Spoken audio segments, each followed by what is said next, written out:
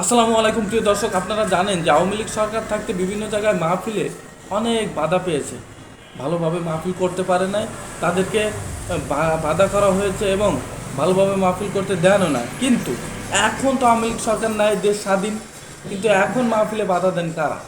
এরা কারা যে দিনের কথা বললে এবং ফ্যাসিস্ট সরকার বিরুদ্ধে কথা বললেই তারা রেগে যান? কারা? আসুন দেখে আসি আজকের এই ভিডিওতে। ঘটনাটি ঘটেছে রামপাল। রামপাল দেখেন হবে, কিন্তু জেনে রাখো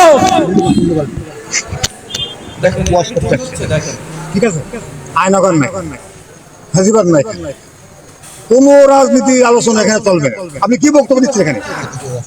রাজনীতির কোন কোন রাজনীতি বক্তব্য এখানে দেবেন না। সেটা কিসের না, তবে আয়নাগরের কথা কেন বলবেন? ফাঁসিবাদ কেন বলবেন? চিত্রটা তুলে ধরলাম। নো, এটা চিত্র, আমি তো বললাম নো, নো, এভাবে তো বলা যাচ্ছে না। এখানে আলেমরা আছে। আমি আপনাকে নিষেধ করলাম কোন রাজনৈতিক কথা যদি বলতে হয় আপনাকে আমি। এটা কেমন বিষয়?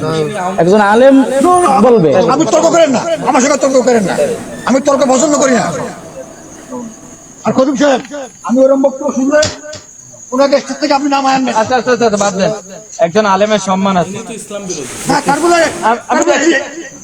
আমি বলতেছি আমার ওয়াজে কোনো রাজনৈতিক বক্তব্য চলবে না। আমি দেখতেছি বললাম। রাজনীতির কথা বলবে না, না সরকার ওনার রব করতে রাজনীতি মাহফিলে বলা যাবে না, দিনের কথা বলা যাবে না।